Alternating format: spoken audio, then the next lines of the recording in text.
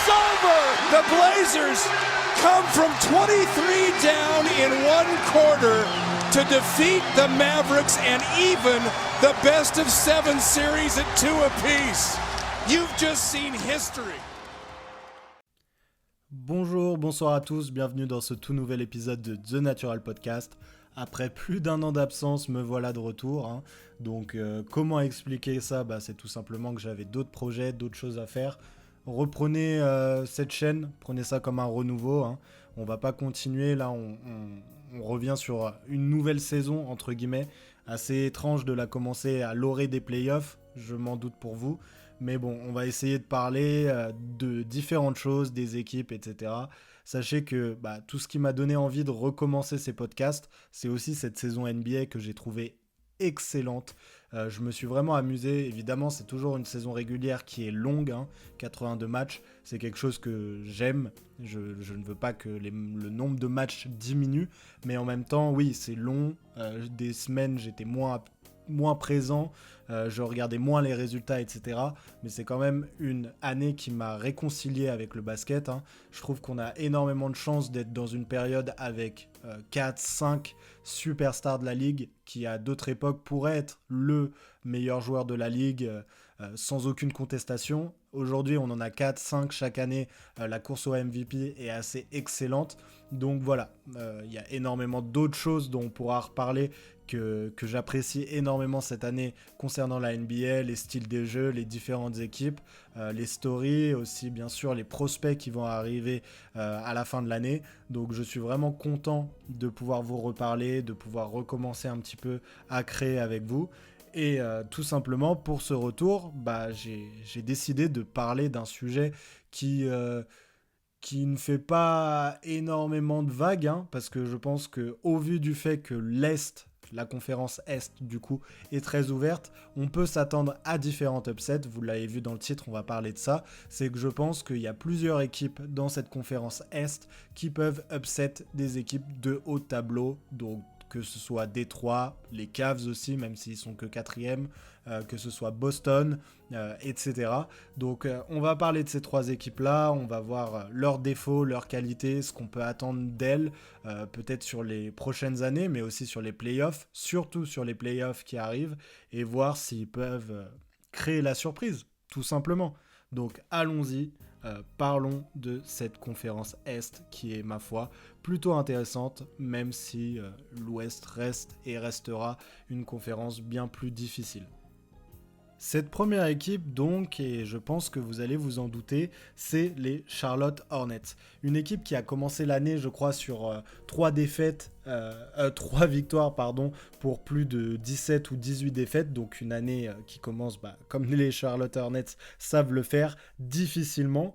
Aujourd'hui, on est à 42 victoires pour 36 défaites. Ils sont 8e à l'Est. C'est une équipe qui est très très forte. C'est l'équipe qui est 13e en points par match, avec 116 points par match. Mais si on parle un petit peu sérieusement, si on prend l'année à partir de janvier tout simplement, ils sont dans le top 4. C'est une équipe qui vraiment a progressé énormément sur la saison.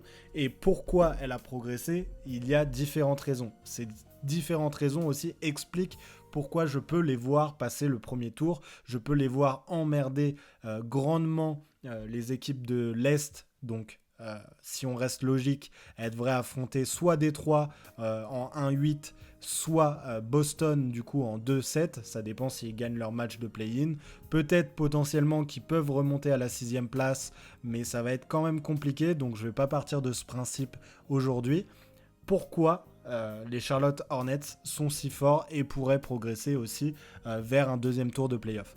Le premier point, c'est tout simplement leur ligne extérieure, donc de 3 à 1 ou de 1 à 3, avec LaMelo Ball, Brandon Miller et Con Knuppel.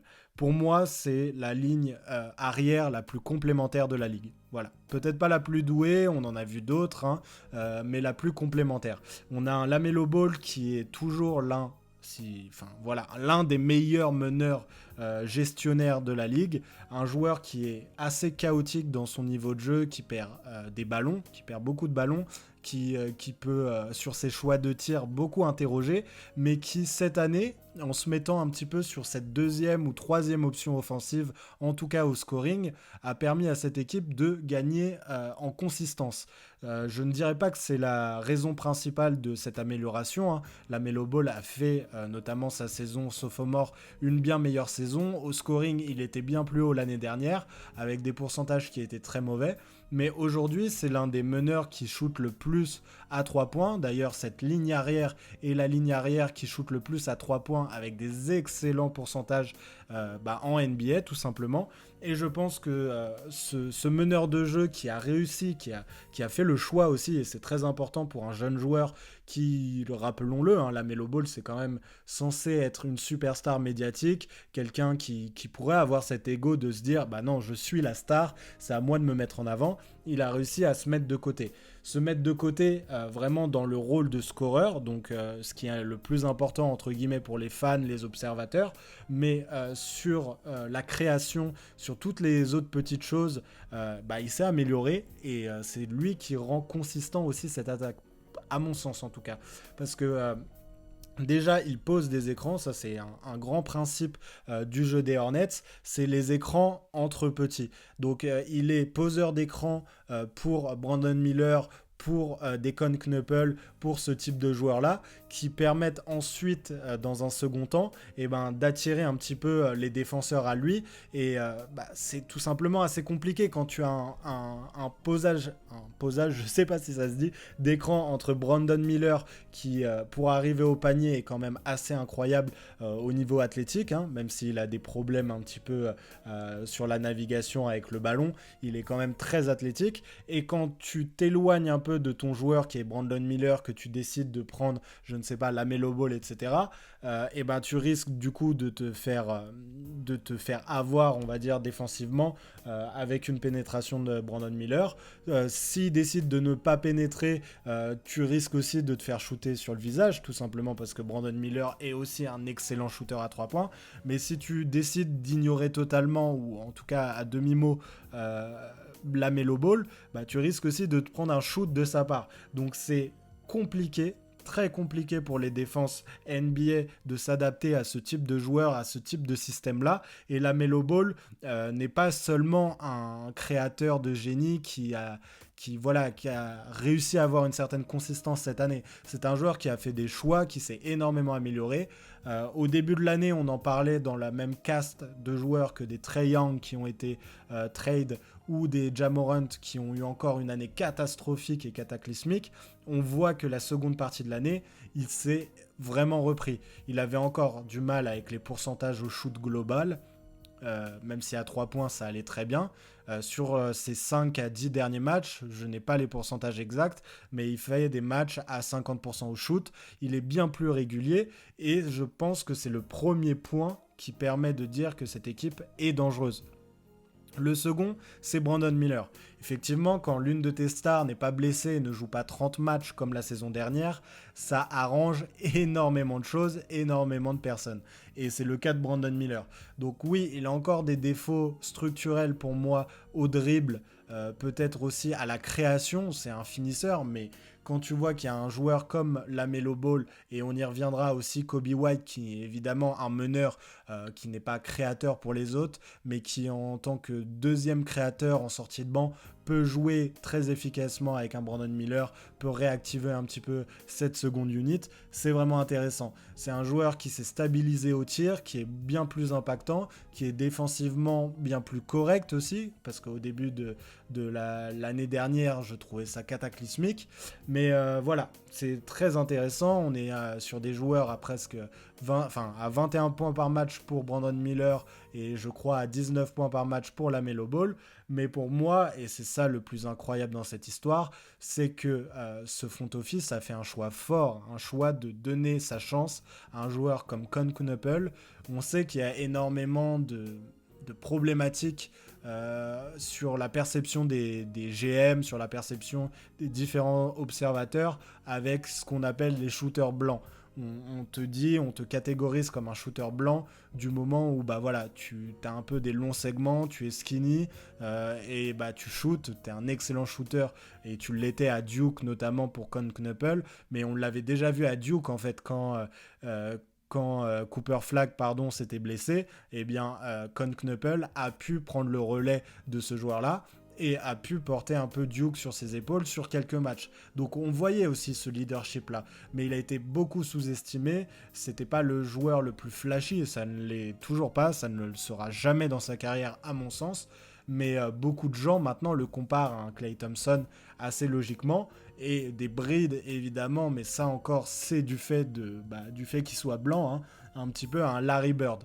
Je vois les comparos, même si je pense que on est plus sur un Klay Thompson qui pourrait être encore plus fort du fait aussi, en tout cas offensivement, pas défensivement qu'on s'entende, mais offensivement au vu de la période dans laquelle on est en NBA, le fait que les 3 points sont une arme les plus létales qui existent, Con Knuckle aujourd'hui s'inscrit énormément là-dedans.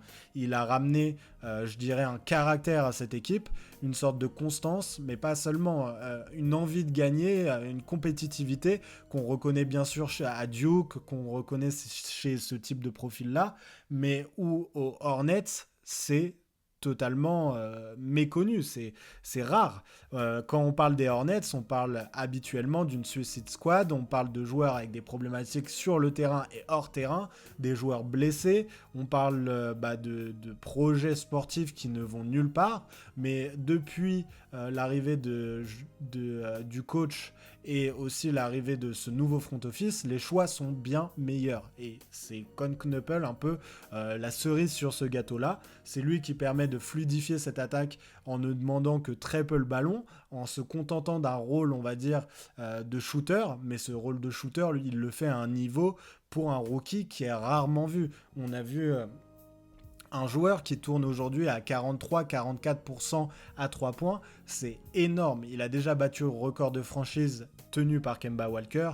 Après, bon, il faut voir aussi la tête de cette franchise, mais il a battu le record aussi pour un rookie. Donc, c'est tout à fait énorme de faire ça. Et c'est un des joueurs aujourd'hui les plus efficaces de la ligue dans son rôle. Et c'est ce qui permet aussi de stabiliser cette attaque. Donc cette attaque aujourd'hui se base évidemment sur un trio extérieur qui est hyper dynamique, qui est hyper intéressant, super fun à voir jouer, qui joue très bien ensemble, hein. Il n'y a pas juste la Melo Ball qui distribue les ballons et puis on verra un alléluia si ça rentre à 3 points, etc. On a vu, et il faut regarder les matchs pour ça, que les joueurs aiment jouer collectif, il y a une ambiance de groupe qui est très bonne et la relation même intérieure-extérieure est très bonne. Miles Bridges, même si il a baissé dans son rôle, etc., est encore un joueur assez impactant à 3 points, donc tu as déjà 4 shooters à 3 points. Et ensuite, tu as aussi une relation avec ton intérieur, tes intérieurs, qui est de plus en plus intéressante. Je pense surtout évidemment à Moussa Diabaté, hein, qu'on connaît tous en tant que Français, mais qui est l'un des meilleurs rebondeurs, l'un des plus gros chiens de cette ligue. Quand je dis l'un des meilleurs rebondeurs, ce n'est pas sur les stats, c'est sur le rebond offensif, c'est-à-dire que tu es une des meilleures équipes tout simplement au shoot à 3 points, si ce n'est la meilleure aujourd'hui. Et en plus de ça, tu as énormément de secondes chances. Tu as des joueurs qui se battent pour le rebond. Moussa Diabaté a aussi donné cette âme à cet effectif. Défensivement aussi, il se jette sur tous les ballons. Enfin bref, c'est vraiment le type de joueur que tu aimes avoir dans un collectif et il rentre parfaitement là-dedans. Et surtout que la relation, et je pense qu'elle s'est développée au fur et à mesure de la saison, notamment avec Brandon Miller et la Melo Ball, sur écran et tout ça, plus à l'extérieur, c'est grandement amélioré. Derrière, tu as aussi un joueur qui est méconnu, mais Ryan Kalbrenner, qui fait une saison rookie très discrète, mais très très bonne. Tu as des joueurs aussi, un autre rookie comme Zion James, qui est un défenseur qui n'est pas élite aujourd'hui, mais qui fait les efforts, qui est capable de tenir sur un terrain NBA, peut-être pas en play-off, et on y reviendra, mais en tout cas, tu as pris au cours de l'année un joueur comme Kobe White, qui lui peut réactiver ce banc, qui lui peut continuer à agresser les défenses comme le font déjà ce trio d'extérieur. C'est-à-dire que Kobe White est un joueur qui à Chicago était titulaire et était peut-être le meilleur joueur de Chicago. On va pas faire de concours, etc. Mais offensivement, c'est un joueur qui tourne à 20 points par match sans problème. Là, il joue une vingtaine de minutes, il arrive à mettre 14-16 points par match, il a tous les ballons, et en fait, tu ne peux pas simplement te dire « Ah, voilà, mon trio, enfin ce trio extérieur, Cohn, Knuppel, Brandon Miller, etc. rentre, on va être un peu sauf, c'est là qu'on va essayer de réinjecter du point, c'est là qu'on va essayer de revenir au score ou ce genre de choses, parce que tu dois encore défendre sur un Kobe White qui est en feu, tout simplement, et c'est vraiment très très intéressant. Après, on peut faire aussi un petit point sur Tidjane Salin, qui est un joueur français, donc je trouve que c'est intéressant. Il est bien meilleur au shoot. Lui aussi a pris en l'espace d'un an une qualité bien supérieure. Il joue très peu, je pense qu'actuellement il est blessé, donc on va pas s'attarder sur lui parce que ce ne sera pas un point vraiment important dans ses playoffs, mais il est très très fort. Donc je pense vraiment que c'est quelque chose qui peut jouer en sa faveur et qui peut lui permettre d'avoir une carrière dans le futur dans cet effectif. Et donc, pourquoi je les vois faire un upset, c'est que là, le plus de chances, la probabilité la plus forte qui puisse arriver aujourd'hui, c'est que les Hornets jouent contre Détroit. Et Détroit, on va s'entendre, hein, c'est une équipe infiniment supérieure sur beaucoup de secteurs. Donc on va pas non plus les descendre énormément. Le fait est qu'aujourd'hui, Cade Cunningham, c'est ça aussi qui m'a donné envie de faire cette vidéo, Cade Cunningham a un affaissement du poumon. C'est une blessure qui, même si elle ne dure pas des mois, peut être assez grave, assez dangereuse pour le joueur. Et le fait d'en revenir peut être assez compliqué, vous voyez ce que je veux dire. Donc on est sur un effectif qui aujourd'hui a pour meneur titulaire Dennis Jenkins, que j'adore, franchement. C'est une saison rookie qui est assez impressionnante. En tout cas, il répond vraiment aux attentes quand il est titulaire. Il a plus de 16 points par match en tant que titulaire, alors que c'est pas du tout le cas quand il sort du banc. Il faudra faire des choses à l'avenir pour Détroit, justement pour voir si... tout simplement si on peut lui faire confiance sur un poste à côté de Cade en tant que titulaire et tout ça. Le fait est qu'on perd quand même une force de frappe offensive qui est l'une, si ce n'est la meilleure de l'Est cette année. Et autour de ça, à part Dennis Jenkins, du coup, que j'ai un peu encensé, ça manque énormément de création. On a un Jalen Duren qui s'améliore, mais à son niveau d'intérieur de poste 5 qui doit finir normalement les actions, il s'améliore à la création, il est très fort en skip pass, il peut un minimum créer, et de toute façon je pense qu'avec un Danny Jenkins, il créera ses points. Ça sera vraiment compliqué pour Moussa Diabaté de l'arrêter dans le cas d'une confrontation, mais je pense vraiment, en fait c'est tout simplement... je vais pas rentrer dans des théories hyper compliquées. Pour moi, c'est est-ce que la défense de Détroit peut supplanter l'attaque assez phénoménale sur cette deuxième partie de saison des Hornets. Et pour moi, ça me paraît extrêmement compliqué. Je ne vois pas comment ils peuvent arrêter ces trois joueurs. Déjà parce que je pense que même si on a des Ozar Thompson, des Ron Holland, des Paul Reed défensivement, des Jalen Duren ou ce type de joueurs-là, même Isaiah Stewart qui est quand même aujourd'hui peut-être leur meilleur joueur individuel défensivement parlant, ces joueurs-là auront du mal à suivre des joueurs entre les écrans comme Con Knuppel, comme LaMelo Ball, etc. Donc déjà, je pense que la défense, même si évidemment c'est pas comme ça, c'est pas uniquement sur l'homme, c'est une défense collective, mais la défense sur l'homme va être assez compliquée pour Détroit, notamment vis-à-vis de ses joueurs. Évidemment, il y a des joueurs comme Brandon Miller notamment, ou Knuppel qui aussi, lui, est fort et sous-estimé dans le fait de créer à mi-distance, dans le fait de shooter aussi à l'intérieur. Évidemment, ça va être beaucoup plus compliqué sur des joueurs comme Isaiah Stewart, ou Jalen Duren, ou Ozar Thompson, etc. Mais entendons-nous bien, je pense que la force de frappe et le fait que cette équipe soit aussi forte, en tout cas offensivement et aussi dans l'attitude, c'est du fait de la présence de Cade Cunningham.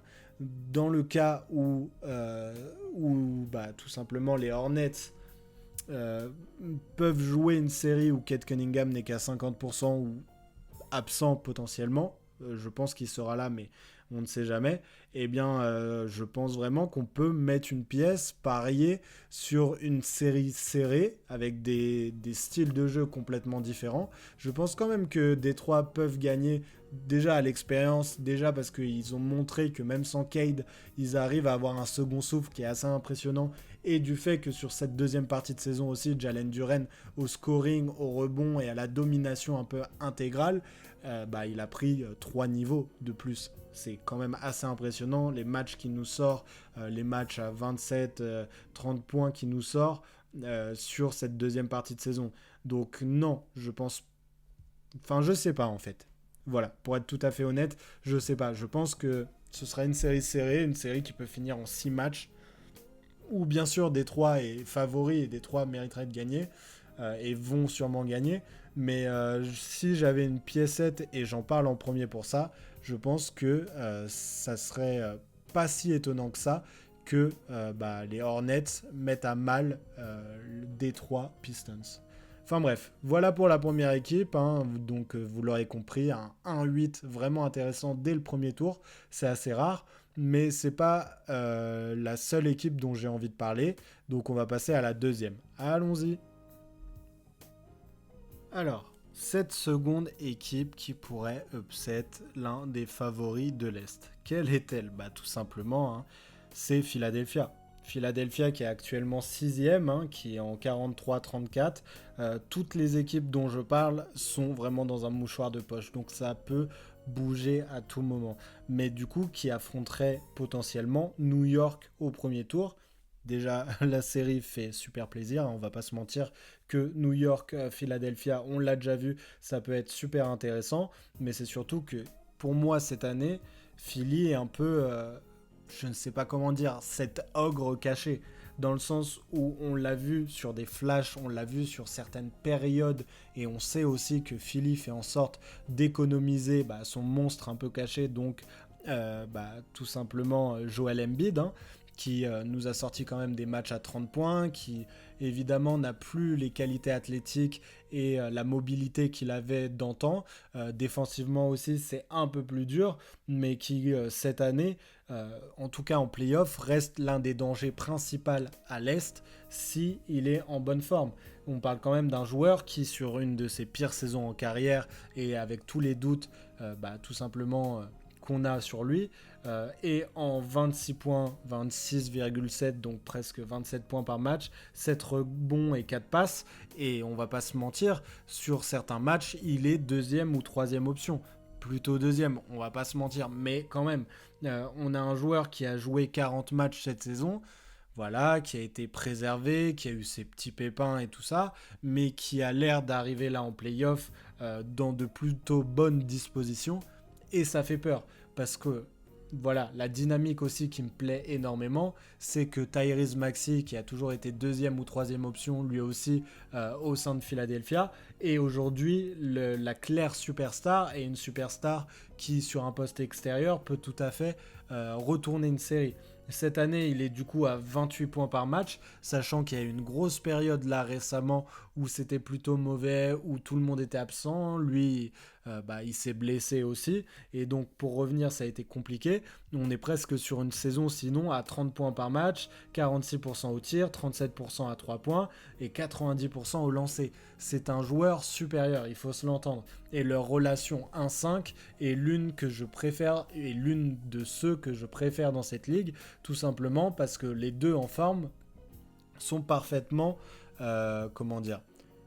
injouables. Voilà. Offensivement injouable. Tyrese Maxey est un des joueurs qui peut mettre un KO en attaque bien plus que la Melo Ball à une vitesse tout à fait différente, et ça me choque toujours en fait. Je pense que Tyrese Maxey est vraiment le type de joueur qu'il faut voir jouer en vrai, à la manière d'un Russell Westbrook, même si c'est totalement différent dans le style de jeu, parce que tout simplement il est impressionnant, et cette relation 1-5 est assez cocasse parce que je l'encense. Mais comment vous dire que justement c'est la relation 1-5 de New York qui me pose quant à elle beaucoup de problèmes. Karl Anthony Towns fait une saison déjà qui est bien moindre que celle qu'il avait fait l'année dernière. Jalen Brunson, c'est toujours Jalen Brunson. Il est de toute façon dans un cocon à New York, donc on sait qu'en playoff, ça sera très compliqué offensivement. Mais cette relation-là, défensivement, avec Joel Embiid et Tyrese Maxey en face, si on a 6-7 matchs où les deux sont en forme, arrivent à enchaîner, sachant qu'il y aura moins de déplacements en avion et aucun back-to-back, bah, tout simplement, je trouve que ça va être vraiment pas une porte ouverte parce qu'on sait que c'est une défense collective avec des joueurs comme OG Anunoby, comme Max McBride,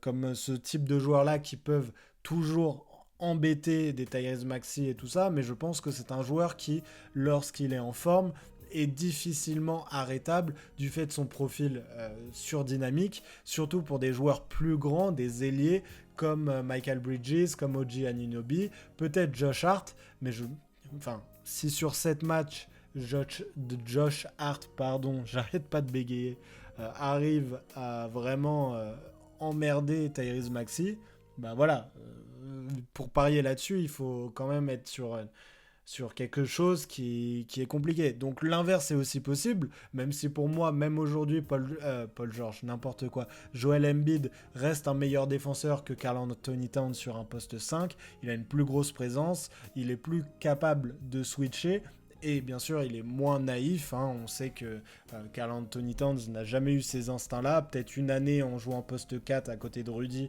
Mais je pense surtout que Rudy est un tel phénomène défensif que ça cachait les problèmes de 4. Donc non, je pense que vraiment l'avantage est sur le duo de Philly. C'est assez particulier de le dire. Et je pense que de toute façon, il y a quand même d'autres outils à la disposition des Knicks pour l'emporter, plus que du côté de Philly, mais on a quand même des joueurs qui, notamment, je pense à VJ Edgecombe, qui est évidemment rookie, donc on va pas en attendre des monts et merveilles, mais qui, sur une saison entière, a été titulaire, a montré qu'il avait le niveau, non pas pour être en NBA, mais pour jouer des grosses minutes en playoff, qui défensivement, je le crois, est capable de suivre, lui, Jalen Brunson, parce qu'il a l'archétype physique, l'archétype athlétique, il a la bonne taille tout simplement pour dévier des ballons, pour tout simplement lui rentrer dedans. On sait que Jalen Brunson a un jeu au poste qui est très intéressant, notamment en playoff, qui a beaucoup posé problème à Philly. Je pense qu'un joueur comme VJ Edgecombe pourrait régler ce type de problème-là. On a aussi sur le banc et puis des fois titulaire, bref, un Quentin Grimes qui est vraiment un joueur excellent au scoring, on a beaucoup de création en fait dans cette équipe. C'est assez sous-coté, peut-être que c'est assez mal utilisé par moment où il y a beaucoup trop de blessures aussi, mais on a quand même quelque chose qui se rapproche vraiment de ce qu'on voit à haut niveau dans les équipes de l'Ouest. Quentin Grimes, Tyrese Maxey, on a évidemment Paul George dont je n'ai pas encore parlé, je voudrais en faire un point plus important, et bien sûr Embiid qui peut aussi créer. Ça fait quand même 4 joueurs d'assez bon niveau qui peuvent apporter à leur manière. On a aussi, je le rajouterai, même si j'ai des gros doutes sur lui, un Kelly Oubre qui est un scoreur et un créateur pour lui-même plutôt intéressant, voilà, même si en playoff je pense que ce sera moins le cas, mais on a surtout le retour après 2 mois du fait d'une suspension pour usage de stupéfiants, de Paul George, qui a l'air de... en tout cas, c'est la meilleure chose qui soit arrivée à Philly, parce que depuis qu'il est revenu, on retrouve une sorte de Paul George Prime qui joue poste 4, qui sort des matchs à 30 points, qui est là dans la création, qui est présent défensivement, qui est de mieux en mieux, en tout cas dans cet effectif de Philly, un connecteur capable. Donc là, on parle quand même d'un top 4, en tout cas, qui pour moi, sur le talent pur, rivalise, si ce n'est est plus doué que le top 4 des Knicks. C'est ensuite après où c'est plus compliqué. On a parlé de Kelly Oubre, Justin Edwards, les Andre Drummond, les Campaign. Ce type de joueurs-là, ça peut être compliqué. Dominique Barlow et Adem Bona aussi. Adem Bona qui fait une très bonne saison, mais qui est encore jeune, vraiment rustre. Je pense pas qu'en playoff, ça fasse non plus l'affaire très haut niveau, mais on sait aussi que ça se resserre. Il suffit d'un joueur de banc qui dépasse un petit peu son rôle pour que cette série dure longtemps, très longtemps. Et je pense vraiment, pour le coup, que cet effectif de Philly pourrait créer la surprise contre des Knicks qui, par séquence, cette saison, ont vraiment déçu. Je pense notamment à des périodes en janvier ou je ne sais quoi, qui ont montré des lacunes structurelles, en tout cas de la construction de ce duo 1-5 qui était mauvaise. On a vu que par moment aussi, des joueurs comme Michael Bridges pouvaient totalement s'éteindre. Des joueurs comme OG Anunoby, on ne le retrouve pas cette même présence de défenseur supérieur. Miles McBride s'est aussi blessé de son côté. Donc je ne veux pas juste descendre cet effectif pour valoriser l'upset potentiel de Philly, mais j'ai vraiment des problèmes structurels. Cet effectif, j'ai du mal à le voir en finale NBA. Ça serait incroyable que ce soit le cas, mais je vois quand même d'autres effectifs qui sont blessés aussi, comme Boston, avoir plus de moyens d'y arriver cette saison. Donc à voir. Peut-être que Karl Anthony Towns s'est préservé cette saison et on va en voir un tout à fait différent en playoff. Je l'espère pour eux. Mais pour moi, il y a de réelles chances, en tout cas en 60% de chances des Knicks de gagner contre 40 de Philly. Et pour un 3-6, ça peut être assez perturbant de penser ça. Surtout que actuellement ils sont 6e, mais peut-être que dans quelques semaines ou à l'arrivée des playoffs, ils auront encore baissé. Mais donc on va pas s'attarder là-dessus. Je sais que j'arrive un peu tôt avec ce podcast, mais je pense qu'ils ont de la chance. Ils ont une chance en tout cas de gagner contre les Knicks, mais j'ai parlé de Détroit avant, ils ne seront ridicules contre personne du moment où leurs cadres sont là. C'est déjà une grosse question, je le sais, parce que ça n'a pas toujours été le cas, ça a été rarement le cas du côté de Philly sur ces 5-6 dernières années, mais cette année, ça a l'air... la mentalité est différente cette année, j'ai l'impression. J'ai l'impression qu'on s'entend mieux, j'ai l'impression qu'il y a beaucoup plus de caractère du fait aussi de la prise de pouvoir de Tyrese Maxey, mais aussi de l'arrivée de VJ Edgecombe qui lui a joué quasiment tous les matchs, et c'est impressionnant. Donc oui, j'y crois. Franchement, j'y crois. Bref, passons à cette troisième équipe. Cette troisième équipe qui pourrait tout simplement upset l'un des favoris. Allons-y. Cette troisième équipe. Et c'est là qu'arrive la triche, tout simplement, parce que j'ai décidé pour cette troisième équipe de vous parler du 5e de cette conférence Est, Atlanta. Donc oui, entre le 5e et le 4e, disons qu'il n'y a pas vraiment de différence. Là, on a sur 3 matchs de 3 victoires de différence, 45-33 pour Atlanta contre 48-29 pour Cleveland.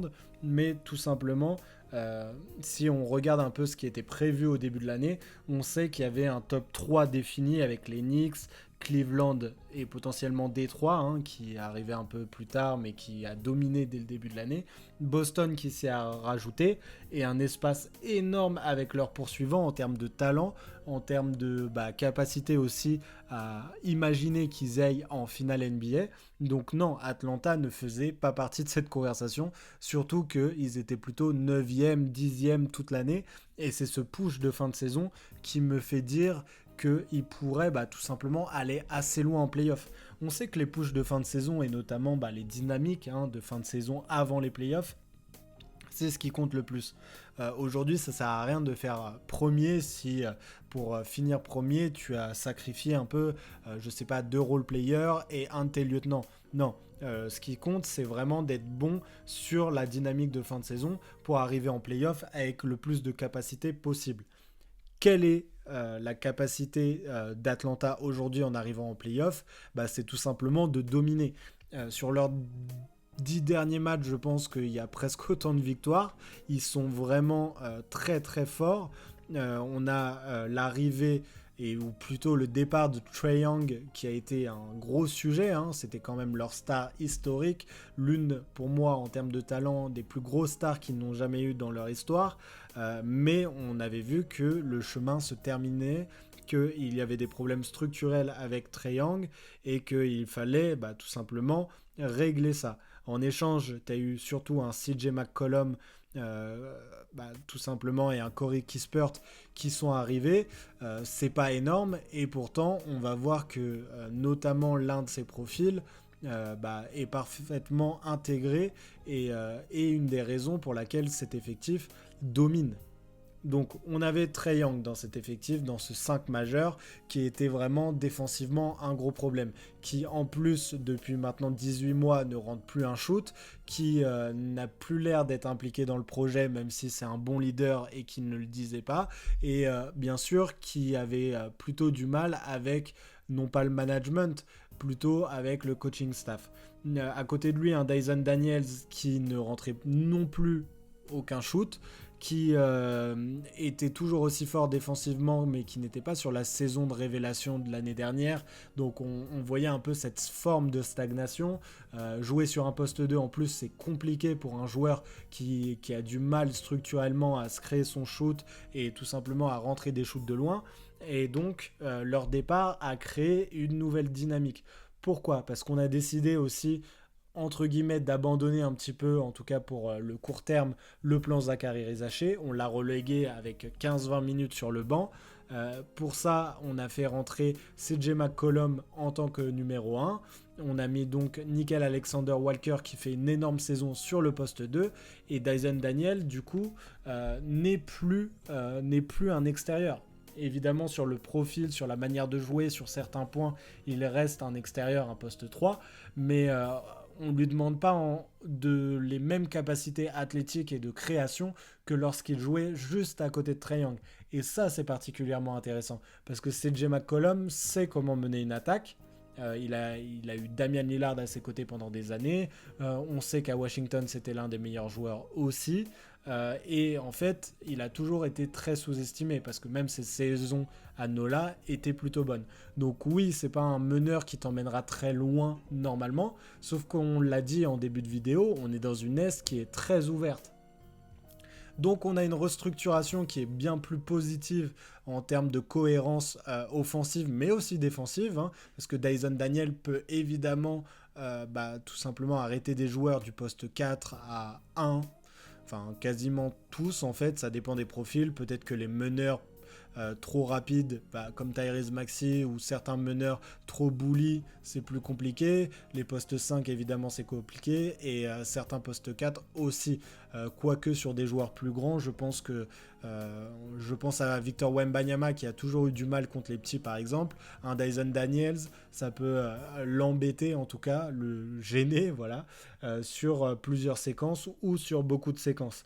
Et bien sûr on a un Jalen Johnson qui est tout simplement All-Star, hein, qui fait une saison énorme, mais qui avait du mal un petit peu sur cette deuxième partie de saison où Trae Young ça allait pas, ou quand il devait jouer avec lui il s'effaçait un petit peu. Là il est donc chef de file de cette équipe. Il est l'un des joueurs les plus impactants un peu dans tous les compartiments du jeu, c'est-à-dire que c'est à la création, au scoring, au rebond. C'est un joueur assez complet avec une dynamique athlétique vraiment hyper intéressante. Et moi, ce qui me plaît aussi dans cet effectif, c'est que enfin on a laissé de la place à un Onyeka Okongwu qui est mature.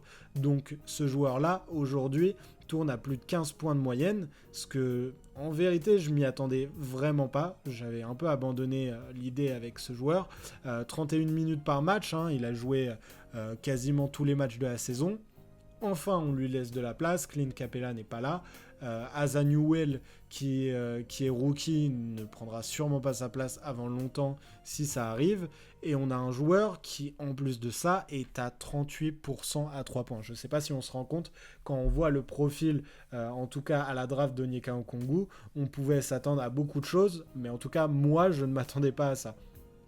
Donc, si je résume, on a un effectif qui, évidemment, en termes de star power, a perdu Trae Young, a mis sur le banc l'un de ses espoirs pour l'avenir avec Zaccharie Rizaché, qui déçoit énormément, mais qui est beaucoup plus fort structurellement, parce qu'on a un meneur de jeu qui rentre plus dans les codes, on va dire, d'un effectif, qui peut plus jouer de différentes manières, même si lui aussi est sous-dimensionné, lui aussi est mauvais en défense, il ne l'est pas autant qu'un Trae Young en fait. Et évidemment, je pense que Trae Young dans cet effectif aurait monté le plafond. Je pense que s'ils avaient eu l'occasion de mettre Zachary Rizaché sur le banc plus tôt pour décaler Dyson Daniels en 3, ça aurait été intéressant. Et je pense que même s'il y avait eu plus de répétitions avec Onyeka Okongwu, ça aurait pu marcher. Bref, tout, si ce n'est rien, n'est la faute de Trae Young à mon sens. On sait que Jalen Johnson avait l'habitude aussi de se blesser, donc pour avoir des répétitions avec un effectif complet, c'était compliqué. Trae Young s'est blessé aussi, bref, ce n'est pas la question. Aujourd'hui, on a un effectif avec un Nickel Alexander-Walker qui offensivement atteint les 20 points par match, qui a fait partie d'effectifs, notamment les Wolves, qui ont été loin en play-off, donc il a passé un cap colossal en attaque, vraiment très impressionnant, mais qui est aussi l'un des meilleurs défenseurs extérieurs de la ligue. Je vais pas dire qu'il est dans un top 10 ou quoi, hein, mais je pense qu'aucun attaquant aujourd'hui à l'Est ne prendra à la légère sa présence. Donc tu as un meneur qui arrive à se mettre de côté et tout ça, un effectif qui est structurellement plus intéressant. Tu as 2, si ce n'est 3 joueurs sur les ailes avec Jalen Johnson qui défensivement font un taf énorme. Et tu as un Onyeka Okongwu qui en plus de ça peut structurellement être très intéressant sous le panier, mais qui, en plus de ça, a développé un shoot à 3 points que, tout simplement, je ne le voyais pas développer jamais, mais alors au grand jamais dans sa carrière. Donc, ces problèmes de spacing que tu pourrais avoir avec des Dyson Daniels, des Jalen Johnson, au final, apparaissent beaucoup moins parce que Nickel Alexander-Walker a passé 3 caps offensifs et au shoot, et que c'est aussi le cas pour un joueur sur le poste 5 qui est Onyeka Okongwu. Donc oui, c'est super intéressant. Et en plus de ça, je trouve très intéressant le fait que tu ajoutes un Corey Kispert qui est un joueur qui doit jouer dans des effectifs, compétitifs. Il n'est pas fait pour jouer dans une équipe comme Washington. C'est un joueur qui n'est pas un pyromane qui va prendre feu ou qui va changer une série à lui-même, mais qui à Atlanta peut vraiment être intéressant, hein. Là actuellement il est qu'à 35% au shoot, donc voilà, ce n'est pas le plus intéressant, mais on sait que c'est l'adaptation qui fait que, donc sur une prochaine année, même sur les playoffs, pour moi c'est intéressant, bien plus intéressant que par exemple Buddy Hield qui de toute façon n'est pas dans la rotation. Donc non, voilà, moi j'aime assez ce que je vois. Après ça peut être limité sur beaucoup de points avec beaucoup d'effectifs, mais quand tu affrontes une équipe comme Cleveland, moi j'ai confiance en la capacité tout simplement d'Atlanta, avec le rythme qu'ils ont chopé, de pouvoir vraiment embêter Cleveland. Pourquoi ? Parce que Cleveland est un effectif déjà qui à mon sens déçoit et qui a des problèmes, lui aussi, on va réutiliser ce mot mais dans l'autre sens, structurels. C'est-à-dire que tu remplaces Darius Garland au cours de la saison par un James Harden, c'est intéressant, ce sera jamais pire défensivement. Mais James Harden doit avoir le ballon en main bien plus qu'un Darius Garland. Il doit être le système, on le sait, c'est même plus une blague, hein, c'est un fait. Et il perd aussi beaucoup plus de ballons, donc voilà. Mais à côté de ça, il est présent. Et il est présent, il sait comment jouer à côté d'autres superstars, il l'a fait toute sa carrière. Et là, il pourra bien plus sublimer, à mon sens, un Donovan Mitchell que le faisait Darius Garland quand il était là. Surtout que le passif en playoff de Darius Garland est vraiment faible. Mais tu as quand même un backcourt sous-dimensionné, avec un manque, à mon sens, à l'aile qui est important. Et ensuite, un duo intérieur qui déjà n'a pas convaincu en playoff les années précédentes. Tous sont à peu près sujets aux blessures, sauf Donovan Mitchell. James Harden l'est d'ailleurs blessé à la main, et ce qui pourrait l'handicaper pour tous les playoffs. Et Evan Mobley n'a pas passé le cap attendu, en tout cas offensivement. Défensivement, c'est très intéressant. Mais moi, ce qui me pose le plus de problèmes, en fait, c'est que ça va être compliqué de répondre à la justesse de jeu d'Atlanta quand on sait que, par exemple, il manque des postes 3. Là, j'ai parlé que défensivement, on avait 3 postes 3 vraiment intéressants. 3 ailiers, très intéressants du côté d'Atlanta, qui le sont aussi en attaque, notamment pour Nickel Alexander-Walker et Jalen Johnson. Je ne sais pas comment ces joueurs-là pourront être arrêtés. Evan Mobley, évidemment, prendra le jeu intérieur à son compte défensivement et se fera encore sûrement une série défensive de très haut niveau. Mais moi, j'ai quand même beaucoup de problèmes avec cet effectif. Jarrett Allen, pour moi, ne devrait pas être titulaire dans le sens où ça va beaucoup poser de problèmes de le faire jouer contre Onyeka Okongwu. Il a déçu lui aussi en playoff, donc il est encore jeune. On peut voir venir des performances, des bonnes performances à l'avenir, mais j'ai beaucoup de doutes.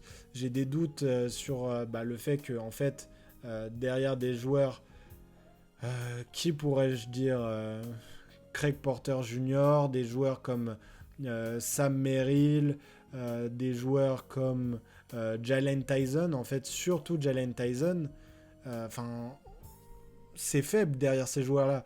Jalen Tyson est un joueur intéressant qui tiendra le poste 3 sûrement en tant que titulaire en playoff. Il a déjà 23 ans, voilà, c'est un joueur confirmé en NCAA, mais qui a qu'un an d'expérience en NBA.